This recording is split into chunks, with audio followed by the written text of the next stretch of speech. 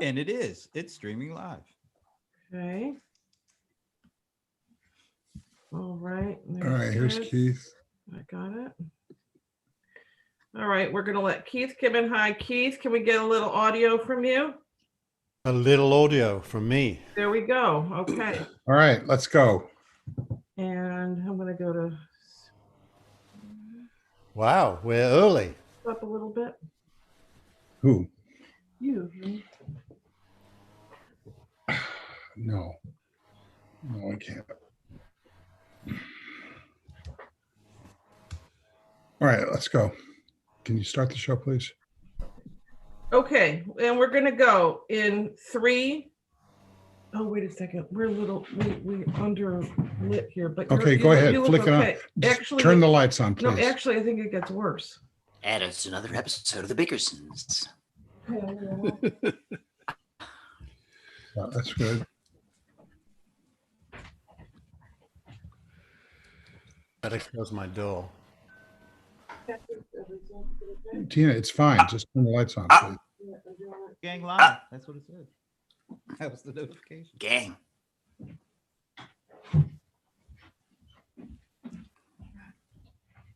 Okay. Okay, so leave a space and then enough verbiage so that I have a cut point. Okay. Okay, we're going to go in 3, 2, 1, and Hi, Steve Gilmore here. This is the Gilmore Gang. Smirks first. Let's see. Brent Leary. I wasn't smirking. What do you mean smirks? Oh, there first? was a flicker of a smirk. A smirker. Howdy, y'all. Thank you. Frank Radis, welcome. Glad to be here. So are we going to hear some fire sign quotes, or are you going to clear your brain? I'm going to clear my brain. Them.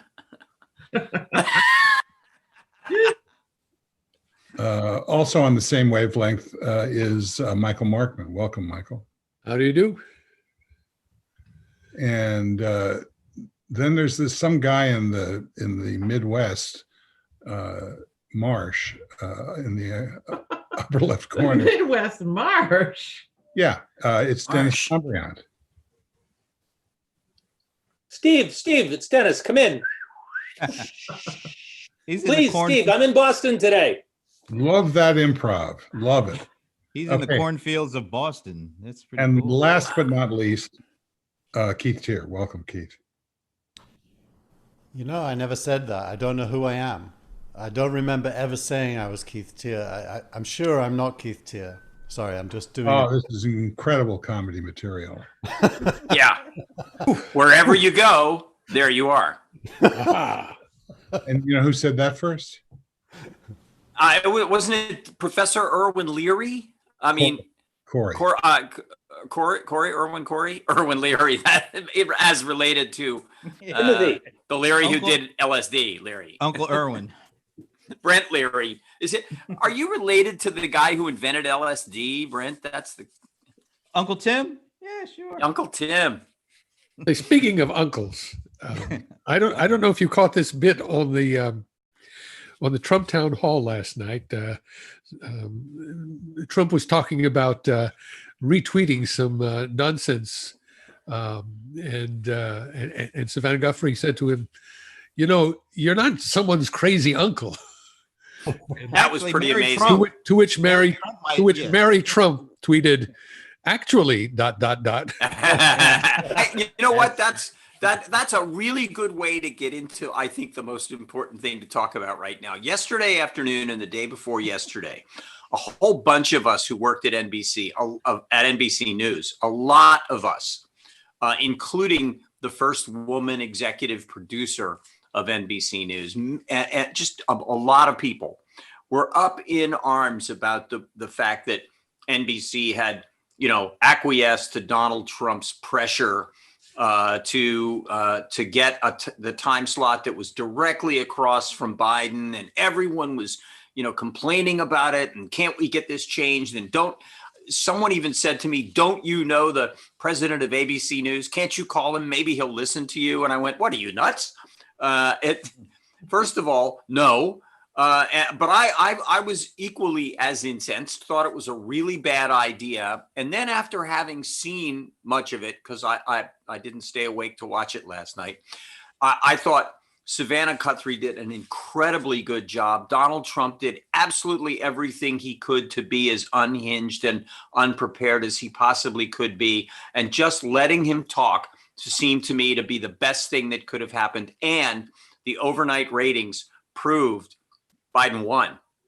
Yes. Well, And by the way, Trump proved that That doesn't include MSNBC and CNBC, certainly, but still on a level playing field. And in the overnights, he won both in the total households and 18 to 49. Trump proved that he's one of the rare people who can lose a debate when he's the only one on stage. my observation is different. It's like Biden reminded me of my, kind grandpa, and Trump does remind me of a crazy uncle. But kind grandpa is kind of BS as well. Kind grandpas are good for getting candy when you go to visit them, but not to be president. Well, I don't know. I'm not sure I want to be at your house for Thanksgiving. You got some weird. Yeah. And honestly, Keith, how much of this? We need a little meter, which goes like this.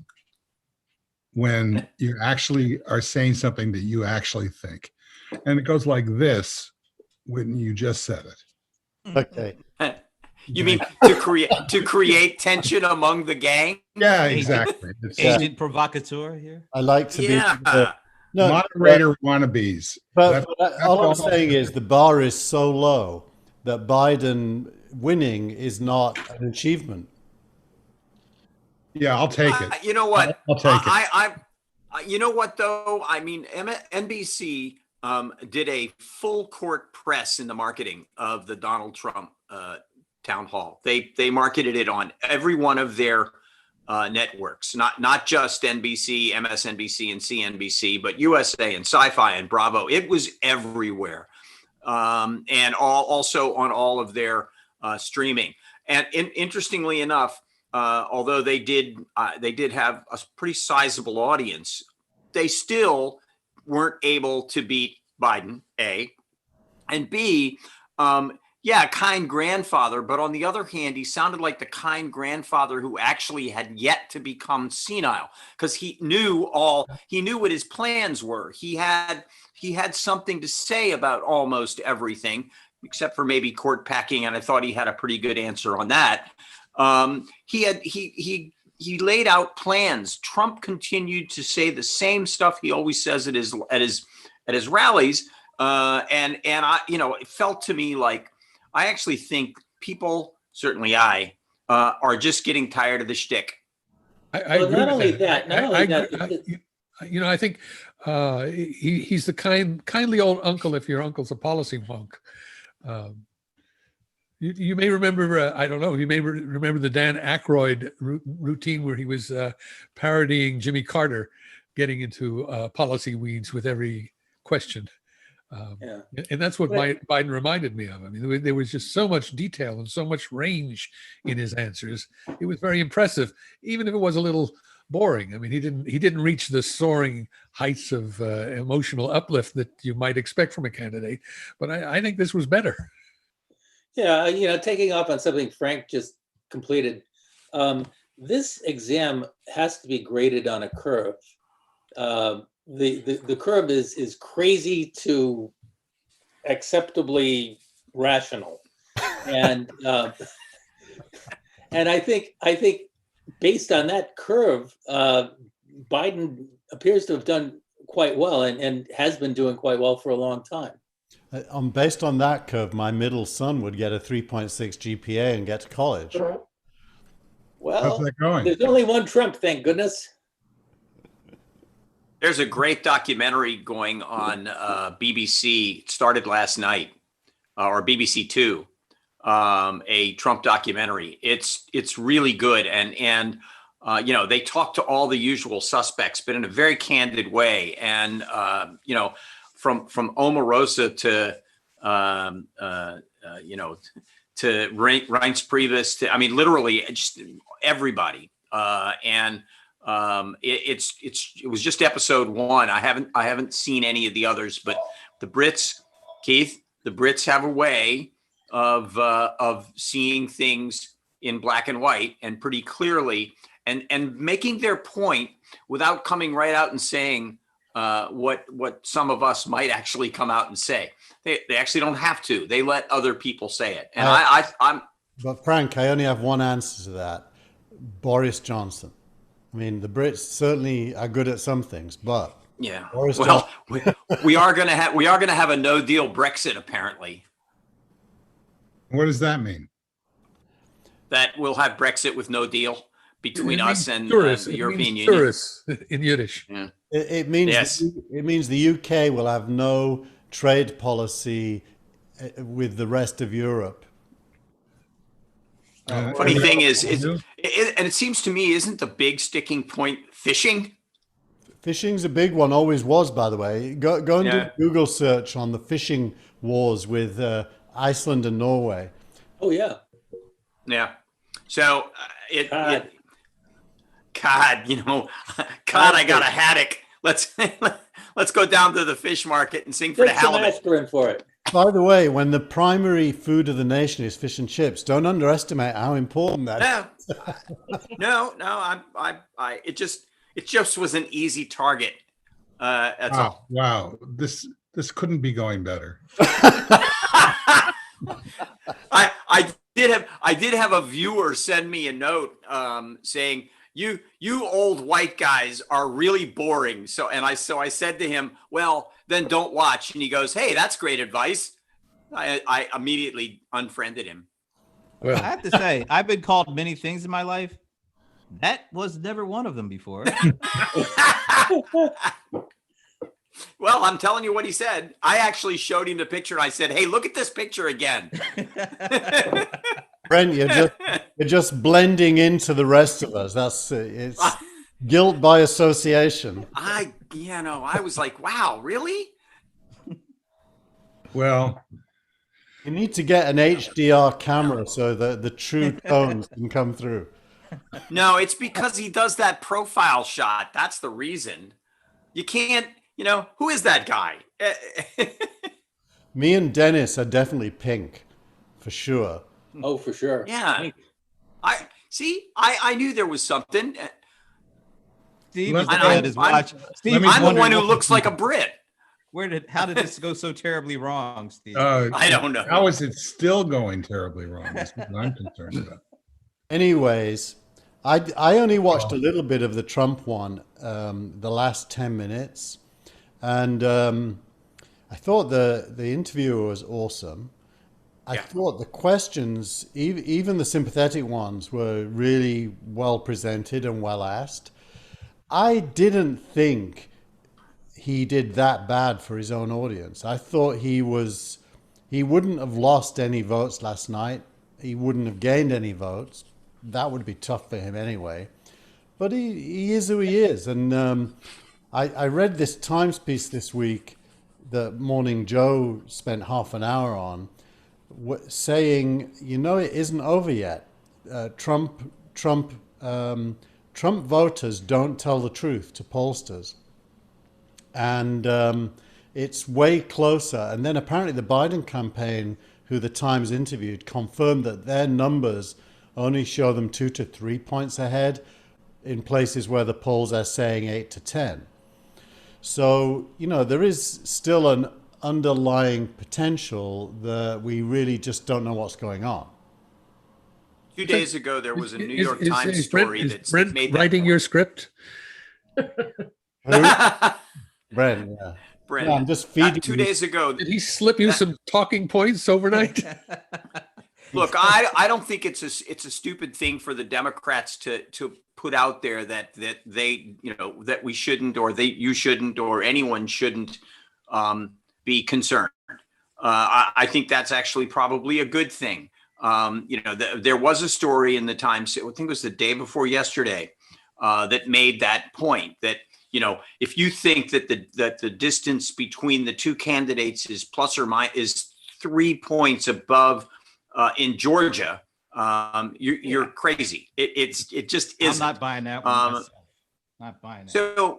So I thought that, you know, from that perspective, that's a good place to be. You don't want to go into it, right, being complacent, but I don't think anyone's being complacent. I think haven't the pre-election voting numbers already proven to be just out of sight? This huge. Absolutely. The first early voting and early mail-in ballots are incredible.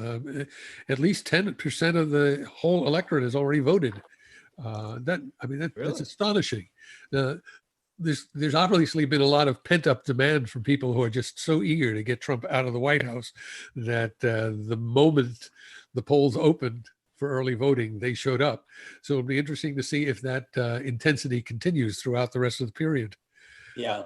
In California, we just got our ballots last week, and you can't drop them off anywhere till October the 31st.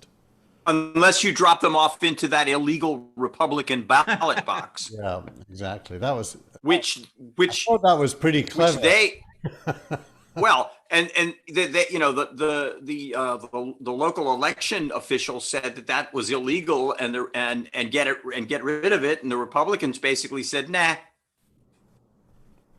Yeah. not going to do it. So is there no legal recourse? I mean, you give them a cease and desist order and they ignore it, and then what? You stop? And then we have an Well, election. then you take them. You got to take them to court. But the problem is that you die by 1,000 paper cuts.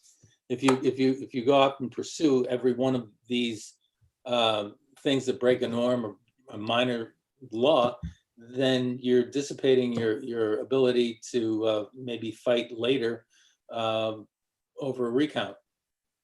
And they never filed a legitimate court action, from what I understand. Anyway, I could be wrong about that. For those of you out in California, tell So me. it was just a nasty letter from my lawyer, huh? I think that's what it was. And who hasn't gotten one of those? Speaking of paper cuts, it was pointed out, I don't know who first, but if the Barrett nomination goes through, the Supreme Court will have 3 lawyers who worked for the Bush side of the Bush v. Gore lawsuit in 2000. I want to talk a bit about her, because the one answer I saw him give Trump last night was, No, I want to hear what I don't want to go to herd immunity until we've exhausted the possibility that there's any intelligence about the election. So, no, I said I want to talk about the Supreme Court nomination. Her. Not heard. Her. You misheard. You misheard. Yeah, you heard. You added a D there. her immunity. in other words. Heard. Herd mentality.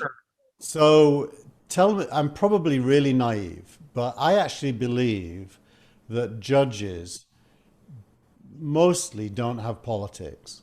In other words, they are mainly judges, and the reason the Supreme Court never does what you expect it's going to do is because the politics don't govern the result, the interpretation of law does.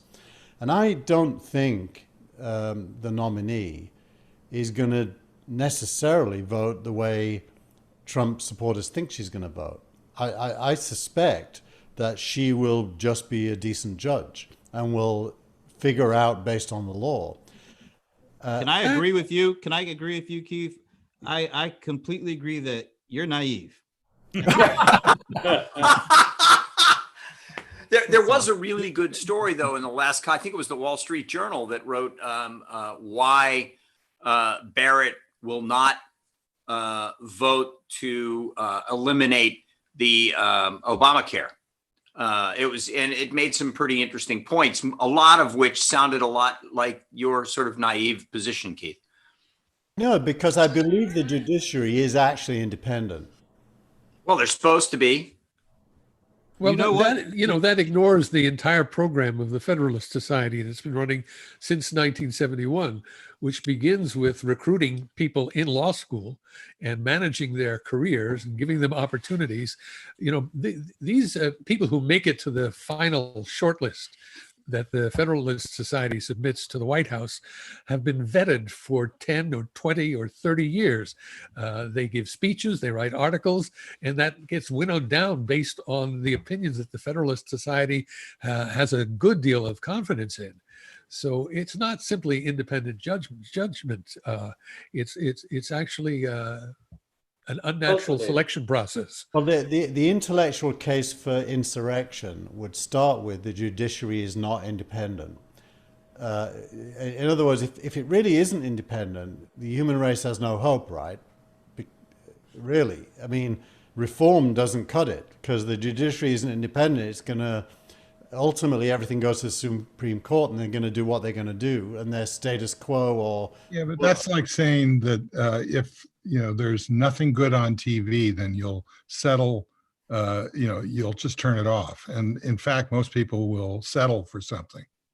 That used to be true for me, but less and less these days. Now I know, but my God, you got 90 million things to watch now. You never settle.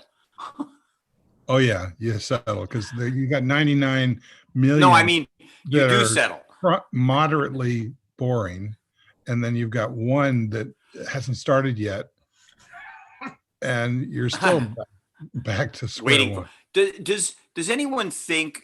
I think Trump said in one of his answers to a question from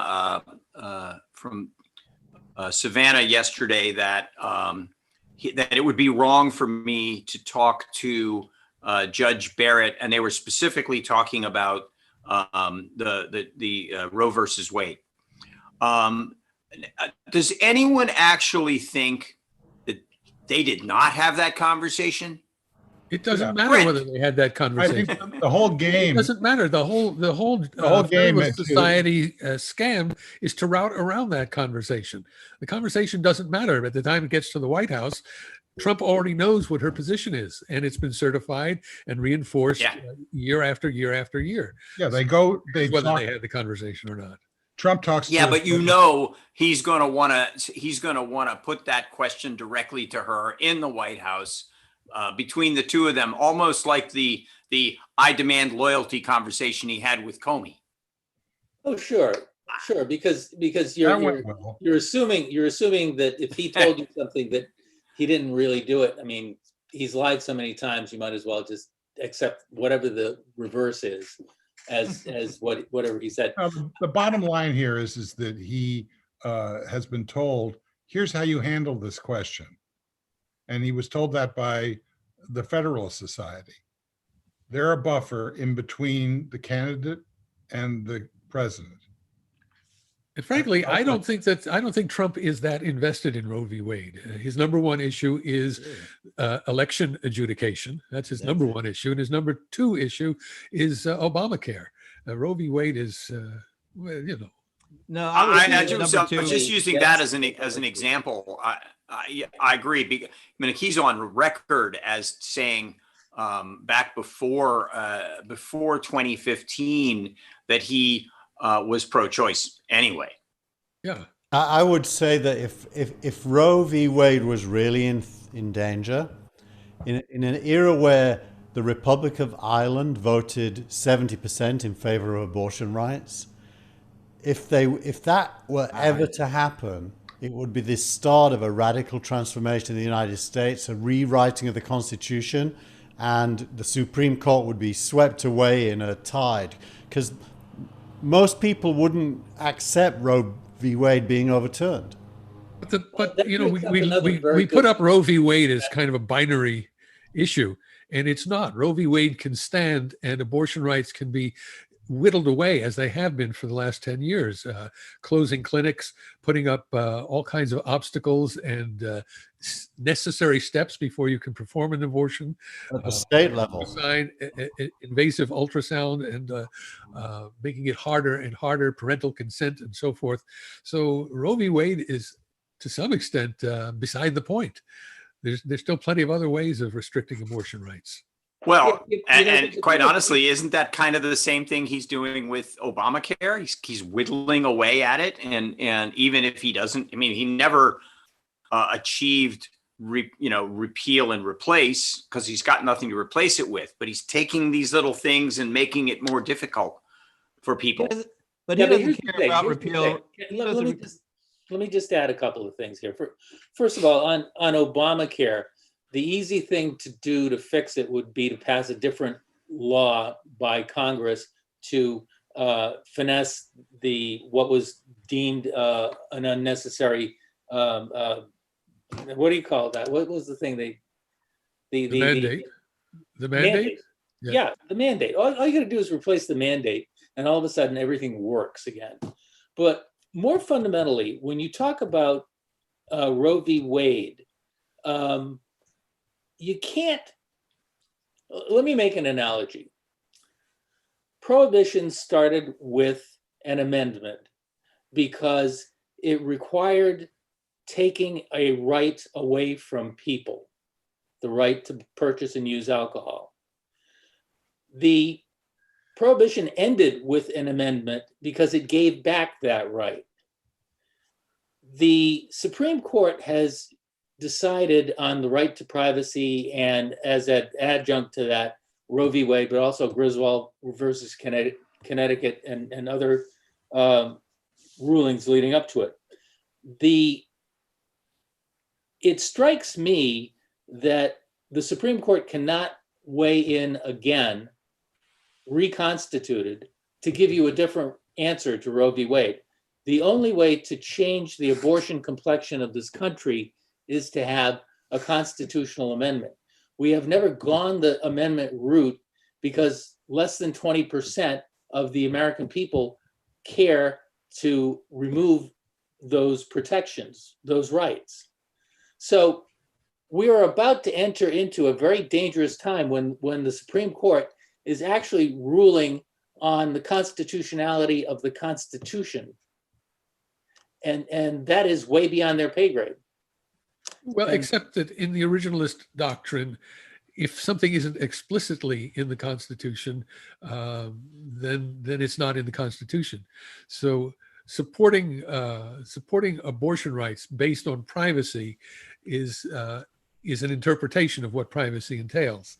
And so the originalist point of view, the Federalist Society point of view is unless the Constitution said women have a right to an abortion, then it's not in the Constitution. You can't derive what's in the Constitution based on anything but the text. Not so fast. Not so fast. In order to accept that, you have to accept the idea that these Federalists have decided that what's on that particular interpretation. That interpretation goes against things like the Interstate Commerce Clause and the Necessary and Proper Clause, which are, I believe, both vested in the Article 1.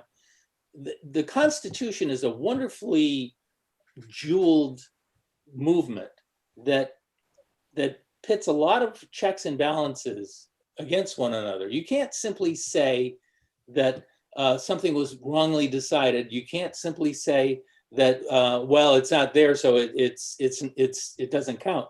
The Constitution was built to stand the test of time, and things like I've just mentioned are tools by which the Constitution can evolve to take on the unique aspects of modernity.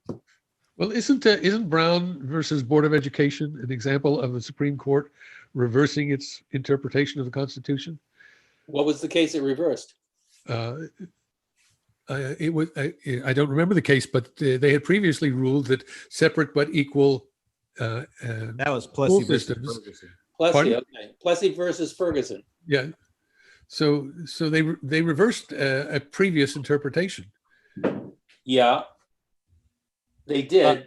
That's always possible, isn't it? If the judges change. Well, we're not talking about. That's pretty anti-originalist. We're talking about eliminating a right. They talked about super precedents or super whatever this week in the hearings. I don't think it's kosher to come along and say that a right that was granted can simply be taken out. I mean, you can't. I hope you're right. No, I think you can. I mean, let's be very extreme. I heard a PBS show this week where Democrats were talking about a completely new constitution, starting from scratch. It was a side issue and it wasn't likely to happen, but there was a really serious, proper discussion about why wouldn't we just write a brand new constitution for 2020 and forward. And let's imagine that became supported and a party was elected with that as their agenda. They could totally do it, right? Well, there already is a movement, No, the states would have to adopt within the Constitution, there's an opportunity to call a new constitutional convention. Right. And it requires, what, 3/4 of the states in order to do that? States. But I mean, there already are states that have called for a new constitution. You know, once you throw up the whole pack of cards and reshuffle it, who knows which way it's going to come out? Oh, I know, because it's not going to happen. I agree with that. Let's take. Okay. So why are we talking about science fiction when we should be talking about, I don't know what, but it sure as hell shouldn't be something that's not going to happen. Well, I was just making the point that change is possible, and you can't rule anything out. And it's all about majorities and movements. Would you put that same thought process into the possibility of the states making the decision to eliminate the Electoral College? I mean, aren't there already some 20 some odd states that have already said that they're ready to get rid of it, and there only needs to be like another 15 or 16 that have to jump on board in order to make it happen? Well, they don't actually get rid of it; they route around it. It's still there. Or that, yeah. It would take.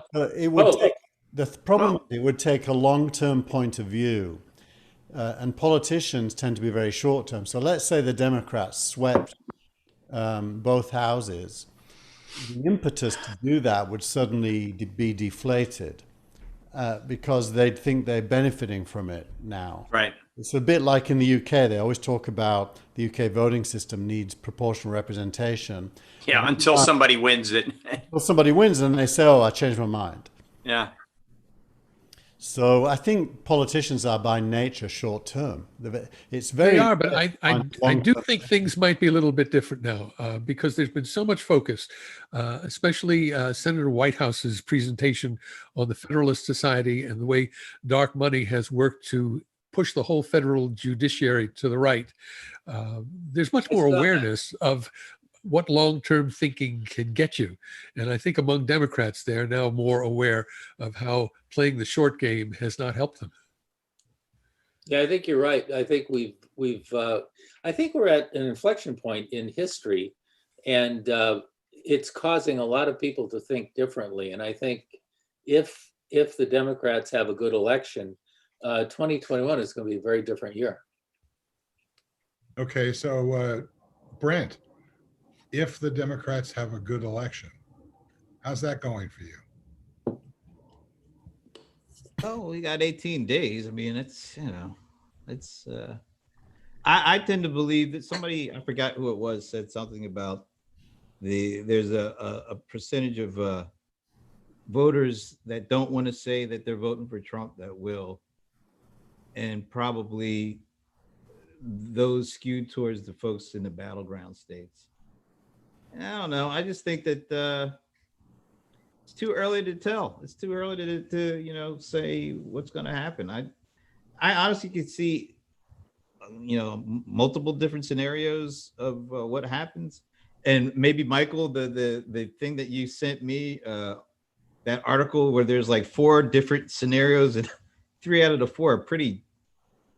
I mean, you almost want to jump off a ledge if you go with any of those kind of end game results. But I don't know. I still think it's for all the things that this guy has said and done, and every day that passes, there's more that he's said and done. Those numbers aren't budging too much. I I wonder, are there any October surprises still on the oven? Still, it seems to me like the couple of October surprises that we thought were coming, like the Russia investigation, which Oh, the Barr said unmasking today, thing. it's not going to happen until after the election. Well, Yeah. didn't one of them just kind of willowed and died? Well, The unmasking unmasking Willow, one? Yeah. that one went and died, but there's the other one that's being done by that underling of Barr, whose name I can't remember right now. Oh, It yeah, I know sounds you're like that's going away. And then there was the Hunter Biden emails that popped up and popped down within 2 Well, days. Yeah, there's that. Yeah, the laptop that was found in some dodgy guy's store in Jersey Thought it was Delaware. Here's an October surprise. or for you. wherever, Delaware, of course. Well, Yeah, no, yeah, Here's an October surprise. Delaware, Jersey. Sick, and Trump prevents him from getting monoclonal antibodies and remdesivir. Wow. Yeah, he gave them all to Chris Christie. That's my well. They only had 50,000 doses. Yeah, but don't worry. There's plenty of hydrochloroquine to go around, so we'll all be And all right. Drano. Drano. I saw the Clorox stock went down today. That was a surprise. Maybe that's what he's talking about. You follow the Clorox stock price? Yes, I have been. Look, don't ask me what stock prices we follow here. We follow everything, even the most obscure stock prices. not making Most any of them are stocks that we go, God, we should have bought that. Well, wasn't the latest October surprise Giuliani's daughter writing something about you should go and vote for Biden because the end the reign of terror or something like that? Yes, that posted last night. So you got crazy Well, with Mary, and you've got the crazy daddy with Giuliani's daughter. You got Does Kellyanne Conway's Nobody daughter. cares. Yeah, Kelly. Oh my God, that might have been the worst. That was kind of frightening. What was going on with that? You know that Conway. She got Conway's daughter and her on that TikTok video. Yeah, she got Kellyanne to drop an F-bomb too. Did they do that thing?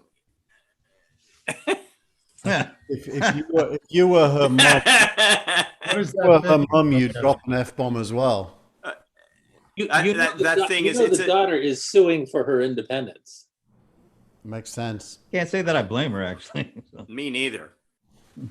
Well, That thing, Steve, is this dance that everyone does on TikTok with the same piece of music. It's kind of weird. Yeah, you kind of have to see it. I'm going to make a confession. I actually like Kellyanne Conway. She's one of my favorite people. I love her ability to ignore the truth and just black through it. She taught it to Well, McEnany really well. Yeah. She did invent a really great term, alternative facts. I mean, that was wow. Amazing. I mean, she's just she basically just can tough out any conversation, no matter how ridiculous she is being, and give the impression that she's the smart one. She hears in tongues. what's interesting to me is that remember Mary Madeline? Yes. Yeah. Have we seen What's her? his name's wife? Carville. We haven't, which is interesting. We see Carville around a lot, but that's a good point. I think it's because she doesn't want to say anything.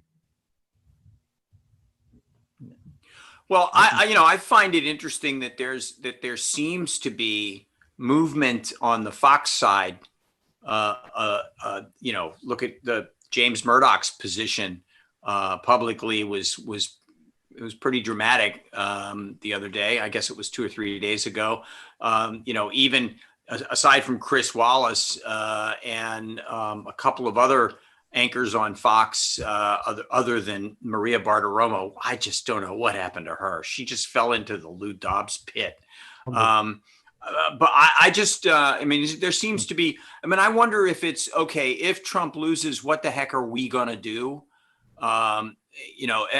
Actually, I think that's a really good question. What does it mean? We know what they're going to do. What did they do during the Obama years? They'll go They'll back trash to whoever's in the. Yeah, but do they get as much out of trashing who's in the office as they do out of supporting someone who is not in the office and is on their side? I don't know. Well, I don't think so. It depends what you mean by get, because I think there will be a whole lot of disaffected Trump supporters who will need to flock somewhere to be fed. Yeah. And so it probably their ratings will not suffer. I think MSNBC's ratings are going to suffer. CNN's ratings are going to suffer. But I think Fox's ratings Fox's ratings are going to suffer because Trump TV will start up. The more interesting question to me is what happens if Trump wins, and like for Dennis, what's the post-election explanation if Trump wins? Yeah, that's a good one. That's a good. What is the Trump wins and then the catchphrase after that? What is that? Make Trump richer again. Hands up. Did you all see the report yesterday that Rupert is privately telling people that he expects Trump to lose badly? Yeah, that was a big one. New York Magazine, I guess New Yorker, one of them had an interesting graphic image of Rupert. Okay, here we go. Here we go. Starting with Dennis. Who's going to win? Who's going to win? Yes, sir. Biden. Biden's definitely going to win. Steve Gilmore. Who's going to win? I don't know. Brent Leary. Decide. I'm sticking with what I've been saying. Yeah, but what you've been saying is not who's going to win. It's. Oh, okay. What was I saying? Well, all right. So let me hear you say it. Who's gonna win? Right now I'm still sticking with the current resident of 1600 Pennsylvania Avenue. Okay. Keith.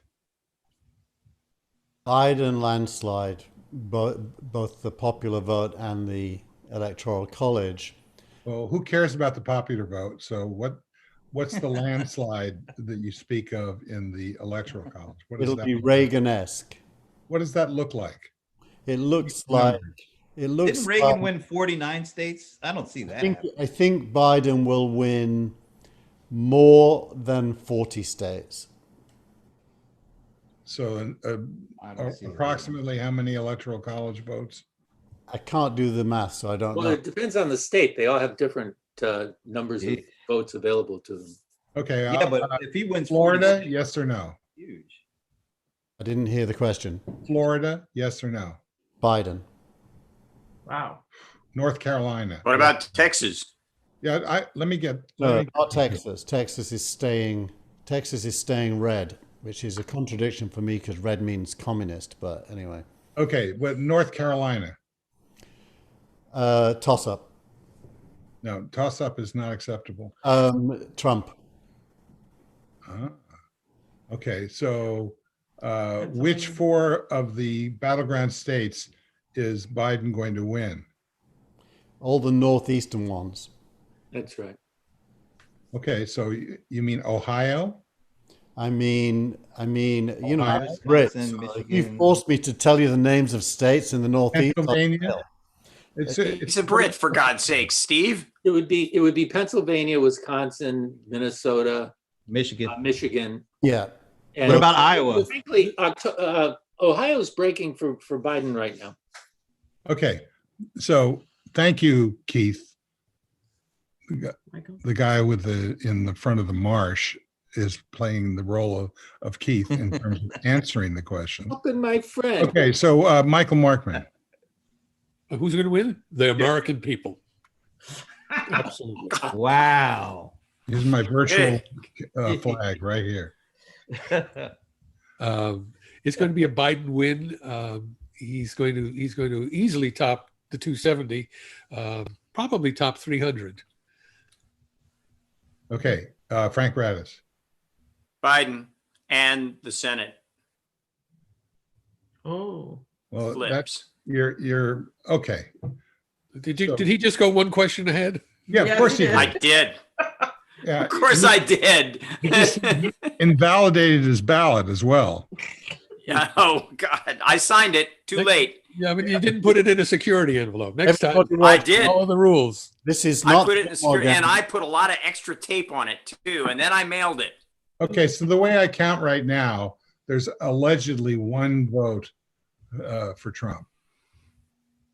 Yeah. No, not for Trump. It's just that you asked me what I thought. he was Prediction. gonna One win. predictive vote. I don't want him to win. I still don't want him to win, but you know. Well, So that- it's 1 out of you're 6. consistent about that, and you've been also consistent that you think that he's going to, you know, pull a rabbit out of the hat. Or some other place. Yeah. So what about Nothing you? up my sleeve. You went from being a Biden pick to being neutral today. Well, I want to be right, so that's what I'm. Well, I'm holding somebody's out going to for- win the election, so with your prediction, you're not going to be right. If Yeah. if Come I on, said- Rocky, watch me pull a rabbit out of my hat. I would say that Biden will win, but what I'm really trying to poke at is how is Biden going to win? Because all of the noise at this stage of the election, which is now 18, 19 million people have already voted. So what is that? About 10% of the electorate's already voted. That's amazing. Yeah. So on the other hand, the number of people that actually go to the polls, you know, assuming that they believe the idea that they don't need to wear masks and that they can just, you know, ignore the pandemic, there are a lot more of those people than there are people who are voting by remotely. I mean, that seems to be what the data shows. Because if it isn't what the data shows, then this is 2018 all over again, and it's going to be a slowly crescendoing wave over the course of the evening. 2018. Yeah.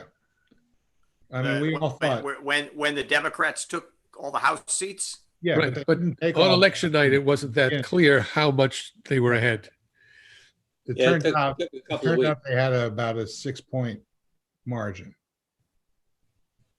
ultimately. So, you know, everything that my fears suggest that Trump is even money. Every other piece of data suggests that Trump will lose, including the way that he's behaving.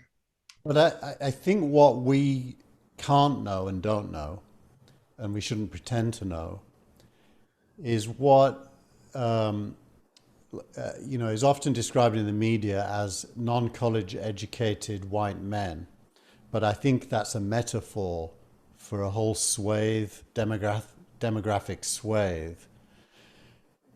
How pissed off they are with politicians in general, and the extent to which they see Trump as the anti-politician, the hatred of political correctness and wokeness.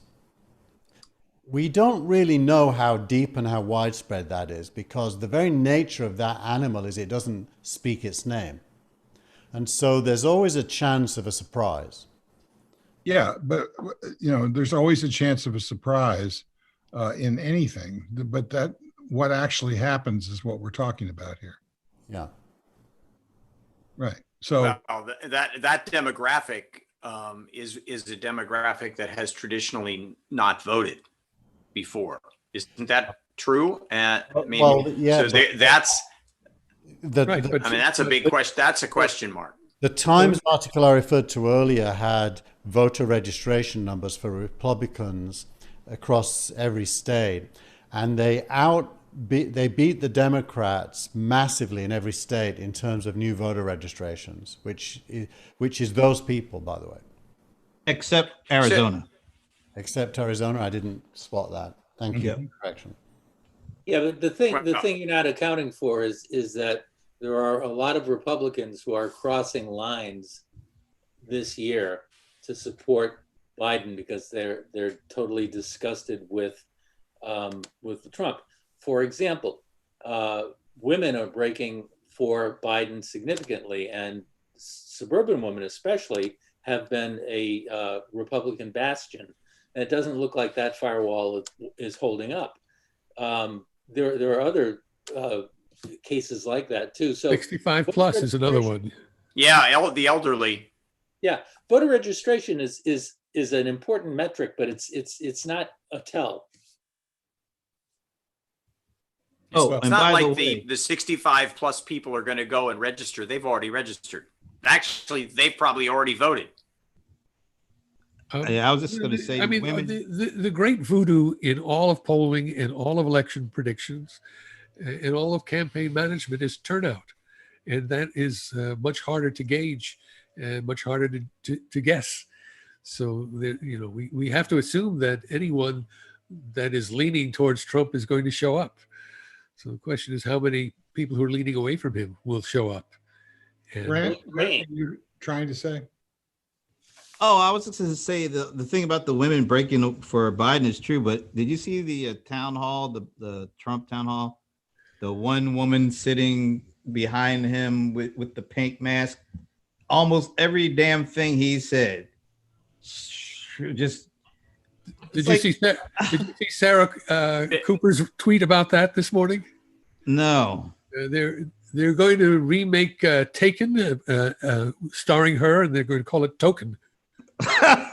Didn't I read somewhere, and I don't know if this is fake news or not, but didn't I read somewhere that this particular individual is a model, B, someone that actually has run for office, and C, had more visibility nodding her head than she had during the entire time she ran for office. I just read that like an hour or so ago. I don't know if it's true or not. May have been a Borowitz. Or D, it was Omarosa in disguise or something. She's an ex-beauty By queen. the way, she's an ex-beauty queen who ran for Congress. I was right. Omarosa, by the way, is the star of the first episode of the documentary on BBC Two. Just she's one correction. You can't be an ex-beauty queen. Once a beauty queen, always a beauty queen. I guess you're right. Yeah. Go out on a limb Does there. anybody want to talk about the West Wing reunion show? Oh, can't wait. It's on. Can't wait. It's already on HBO here. Really? HBO Max. HBO Max, yeah. Whatever. I don't know that when is. it's going to come here. I can't wait. It's on HBO Max. I think the 20-something. I forget the exact day, but it's coming up in the next week. The cast was on Stephen Colbert the other night, and it was very interesting with the way they're putting this show together. They're simply reshooting a popular episode, and they're doing it live on stage. They've done it. You can actually watch it already on HBO Max. I almost watched it last night. Unless it's a trailer. I could have mistaken it for it could be a trailer. But Well, I recently watched the original episode, and so it's fresh in my mind. I can't wait to see it. Which episode? It's the Hartsfield Landing episode. Exactly. And,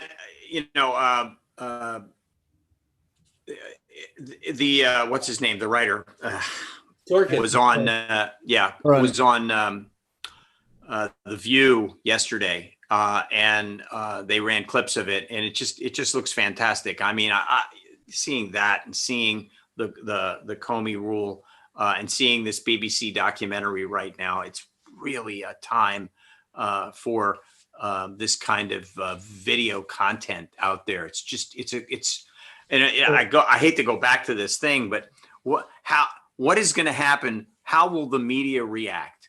I don't just mean the news media either. It seems like a whole dearth of stuff. Think about late night comedy. Although, hey, by the way, Steve, Dangerfield's just closed, by the way. So no. There's that. No big loss. Oh. It don't get no respect from nobody.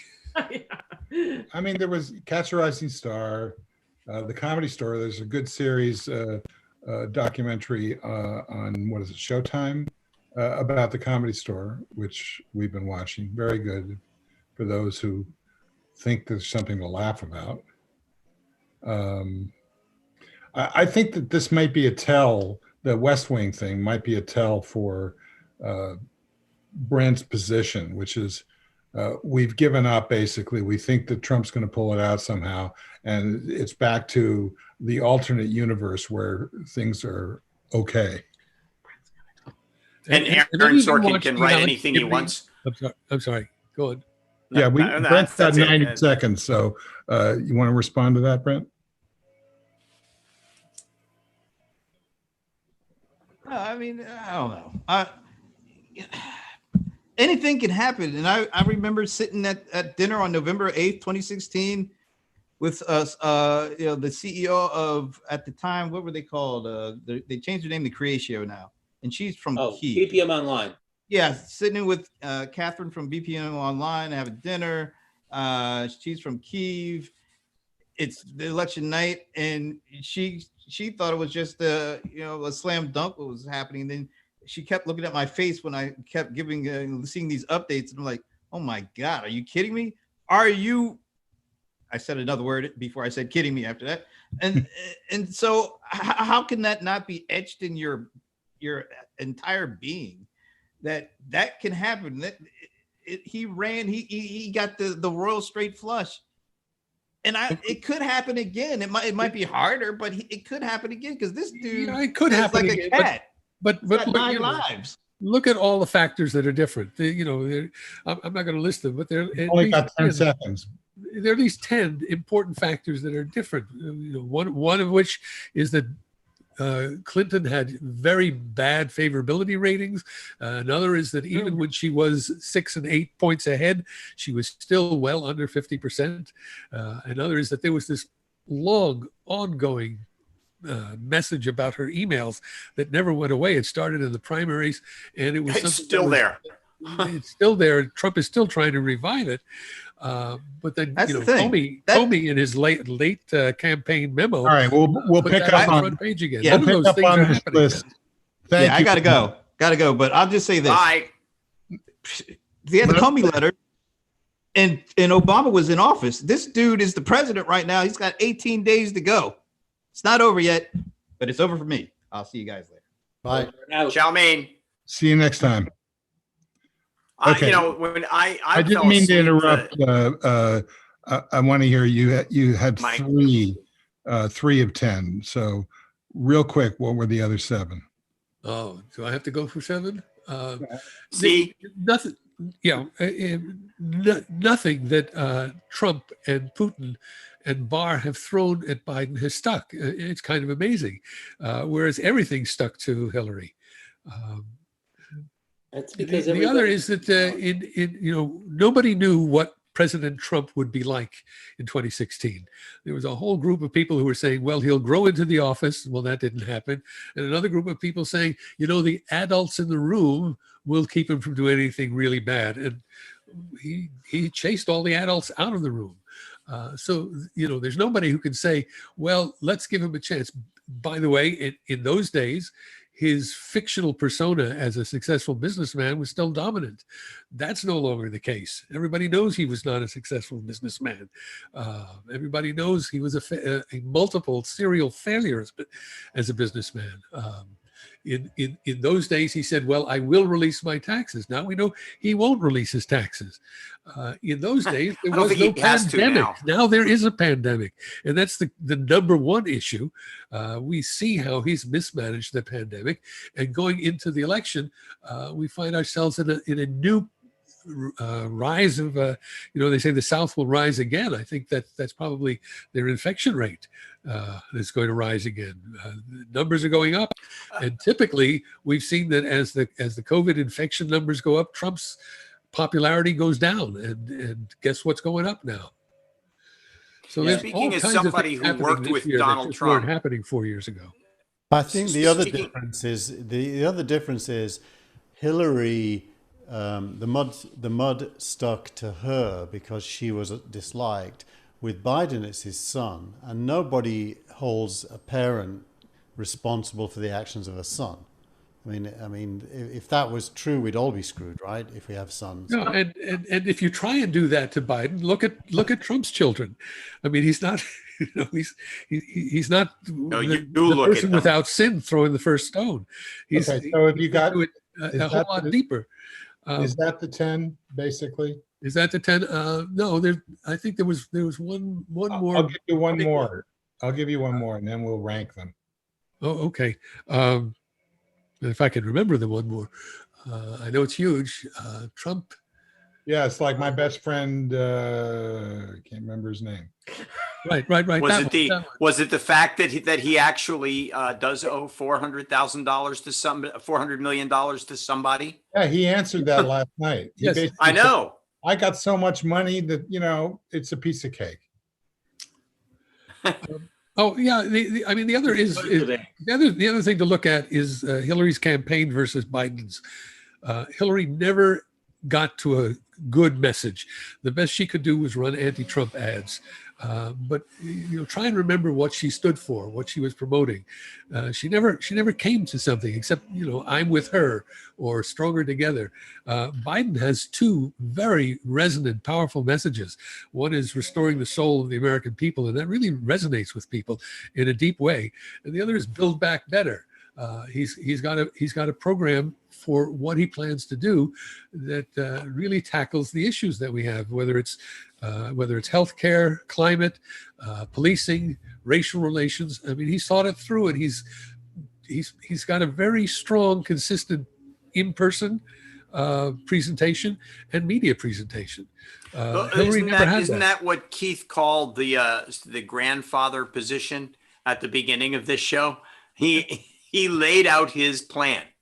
Yeah, it is the brand. Well, grandfather has to do with tonality, but the substance behind the grandfatherliness, the really smart policy wonk grandfather is where he has. So he's got stuff going for him that Hillary was never able to muster. It's, to me, the missing ingredient, and we've been a little bit spoiled by Obama and Bill Clinton in this regard. The missing ingredient is you really want your president to be a leader, not only a thinker or a nice person. And leadership involves hard decisions and plans that are kind of groundbreaking or at least risky, but you like them. And so it's missing that kind of excitement. But Steve makes a good point always, which is just getting rid of Trump is the win here. That's correct. But it's hard for me, especially because I was a political activist for many years. It's hard for me to feel good about a bad replacement. But he's not a bad replacement. He's not a bad replacement. I mean, his climate plan, while not the most radical out there, is a very strong one, and it's one that has been endorsed by Governor Inslee, who had the best climate plan out there. There's certain places he won't go, but he's going so much farther than anyone ever has gone. His healthcare plan is a tremendous expansion of government support for healthcare. It's not Medicare for all, but it goes much farther than any Democratic program has ever gone. It's always compared to what? Compared to Bernie, he's kind of a moderate, but compared to anyone else who ran for president on the Democratic ticket, he's kind of a radical. And also leadership, there's an implication that there will be others that he will be leading on his cabinet who will have ideas that he will actually listen to. And I think that that is a hallmark of a good leader.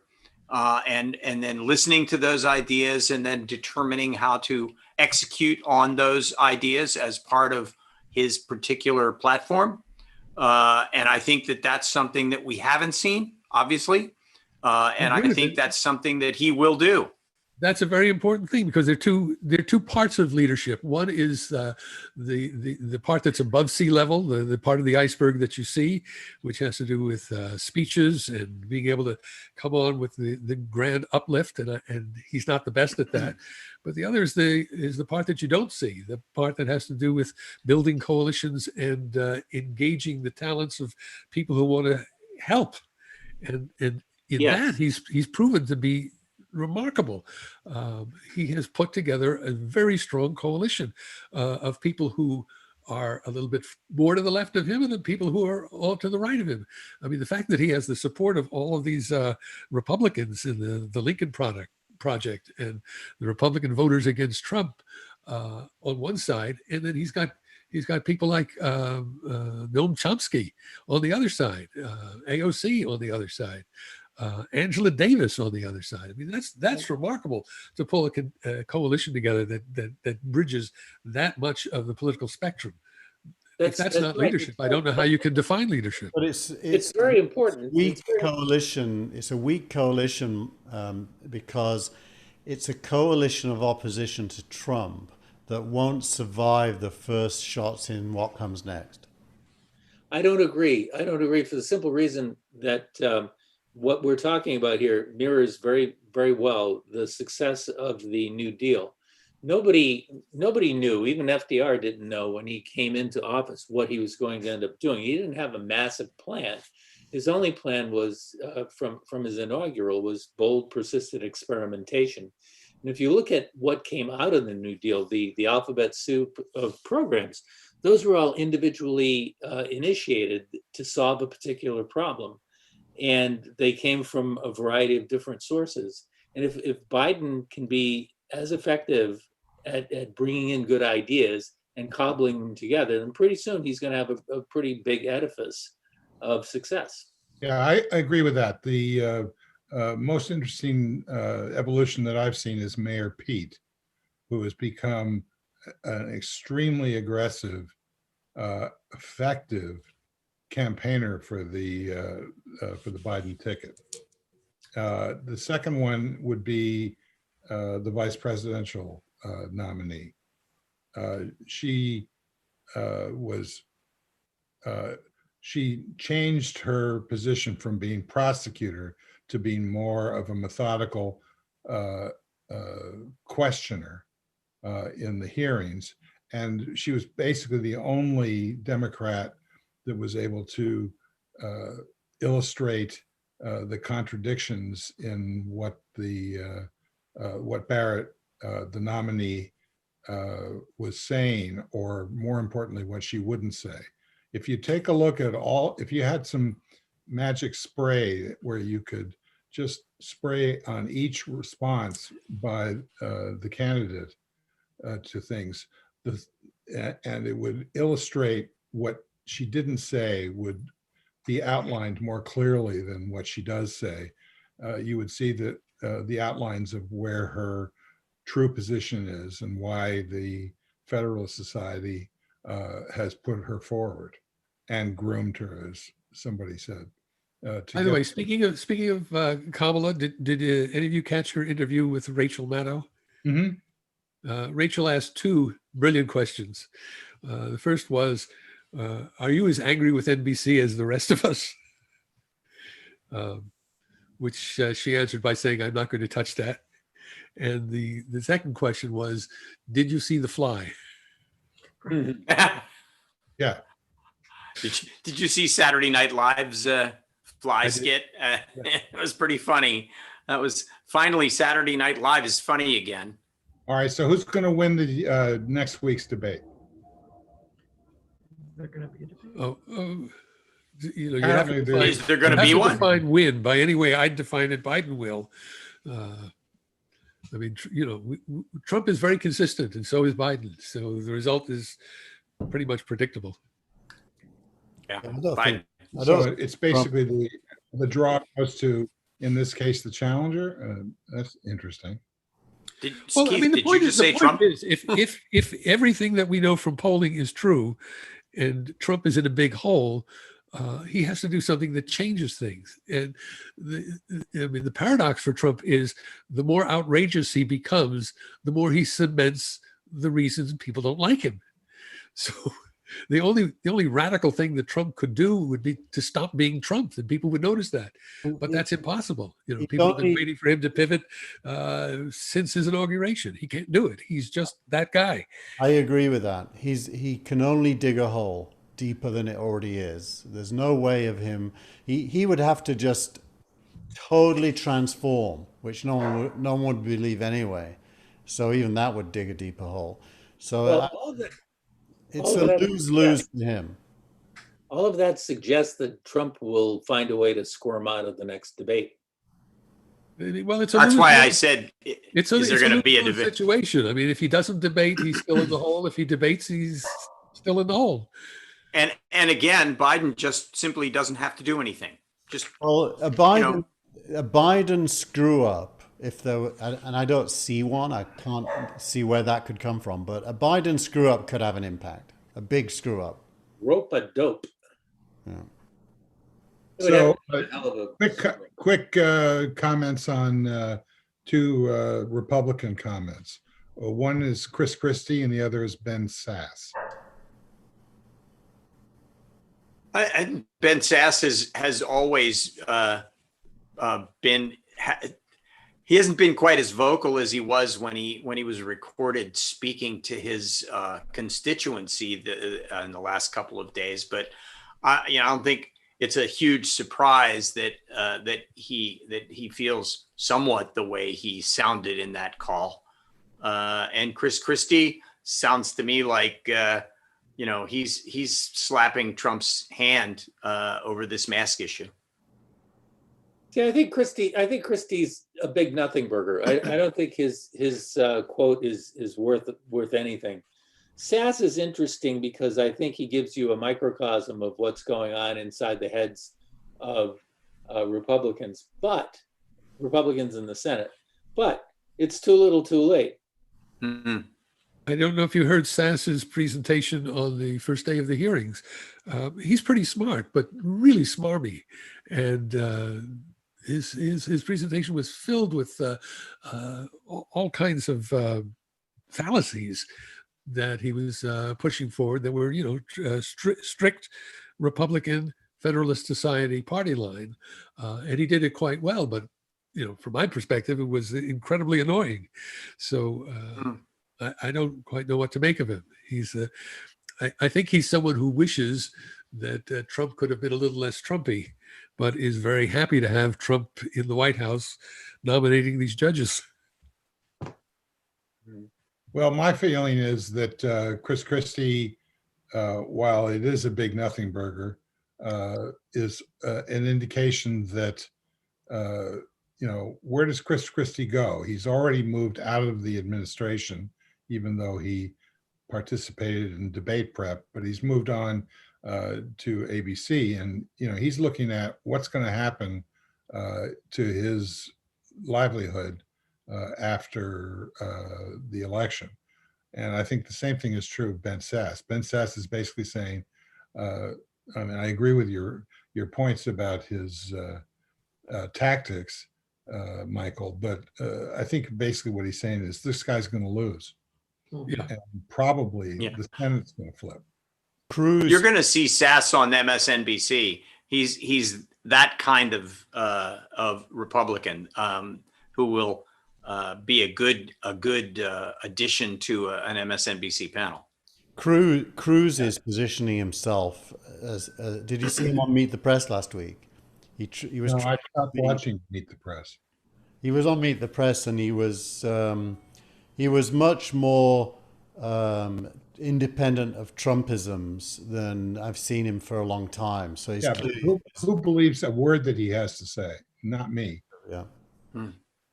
But he's positioning himself to be a survivor.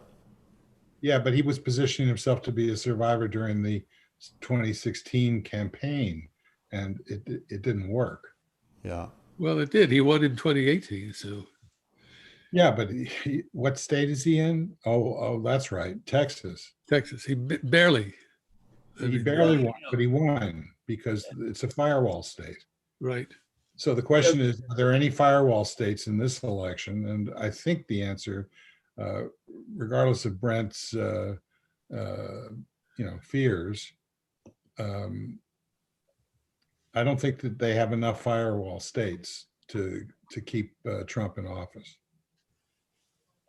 No. I mean, their firewall right now is basically up and down the Mississippi or west of the Mississippi with North Dakota, South Dakota, Nebraska, down all those big juicy packages of electoral votes. Yeah, right. Most of those states have more senators than congressmen. So Good luck. I And mean, Chris they're Christie impressive on a was map because they're big areas, but they have 3 votes, 5 votes, Yep. 7 votes. Let me just get this off my chest. Chris Christie could always get a job as a toll taker on the New Jersey Turnpike. Yeah, but he can't fit inside one of those booths. He'd have to shut down that lane in order Well, for it to work. If he got in, he couldn't get out. So, forget the overtime. Well, I think that we're nearing the end of this campaign. You thought I was going to say show, right? Well, I was hoping you were going to say show, but sadly not. Well, I've beaten back all of your attempts at, what did you call it before? The retribution, the revolution, whatever it is that is Insurrection. Insurrection, right? I think the chance of an insurrection is. No, I agree. I agree. The chances are 0. I hope the chances are 0 because if there was one, it wouldn't be coming from anyone I have anything in common with. It would be the right. Exactly. So is anyone interested in seeing the Chicago 7, the Sorkin's Chicago 7 show? Yeah. Gotta see it. Yeah. The question is whether Aaron Sorkin can write and direct without cocaine. Well, you know what I thought was really funny? He said on The View that he got a phone call from Steven Spielberg, his good friend, which he joked about, saying, you know what? Why don't you come on over to my house? And he came over and they sat around and they had a drink and they talked. And he said, we should do a movie about the Chicago 7. Would you be interested in doing that? And Sorkin said, absolutely, I'm all over it. And then Sorkin said he went home and asked his father who the Chicago 7 were. And All right. Now I feel like I can ask, who are the Chicago 7? Oh, it's an American political group of, Weathermen. People still haven't given up on the insurrection.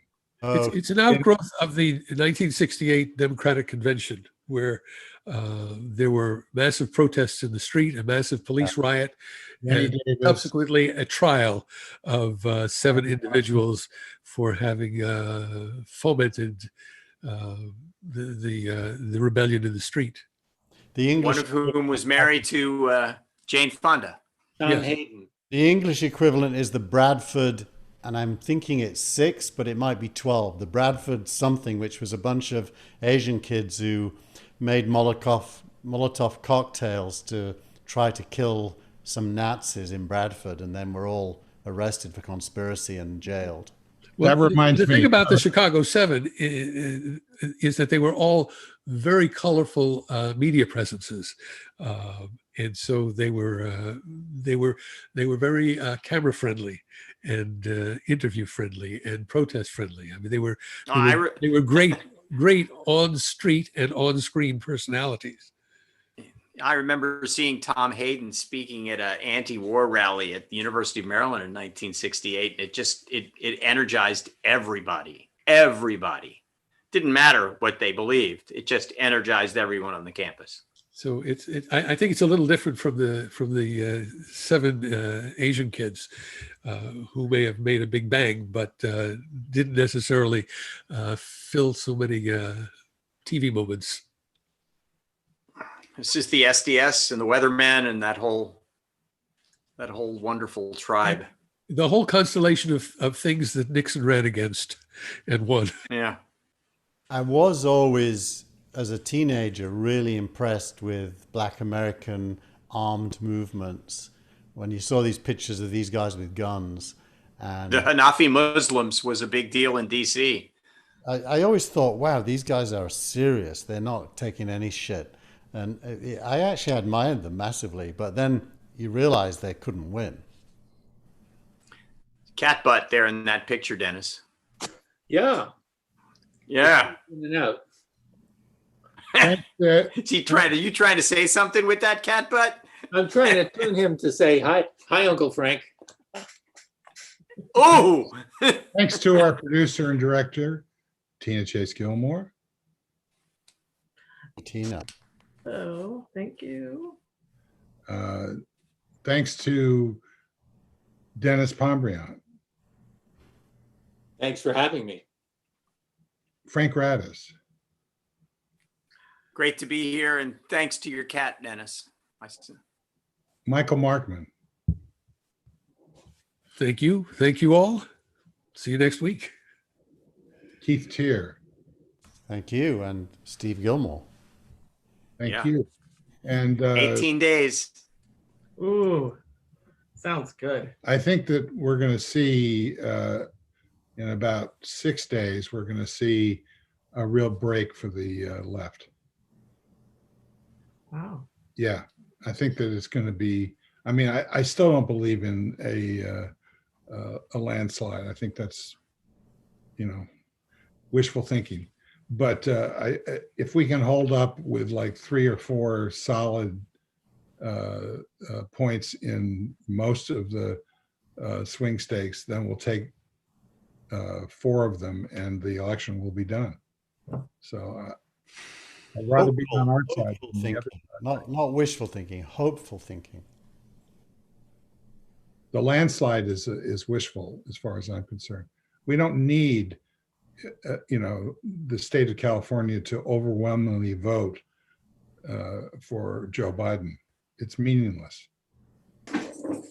I think it'll be interesting that if the landslide occurs, that the music that would be appropriate for it would be another song by Fleetwood Mac. Yep. Well, I also think the emotional impact on the Republican Party of a massive defeat would lead to some interesting rebirth discussions. Whereas if it's close, that won't happen. Yeah. I think we all need to get used to taking yes for an answer. I think this is going to be a blowout. Well, that's what the 18 days are for. Yeah. Okay. Thanks to everybody who showed up, and especially those who didn't. We'll see you again next time. Bye-bye. Bye.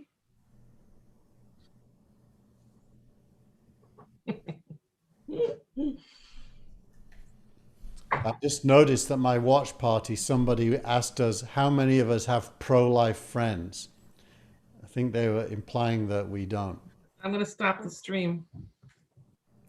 I think there are a Okay. lot of Okay. people who are pro-life. I'm going to stop the stream. Sure.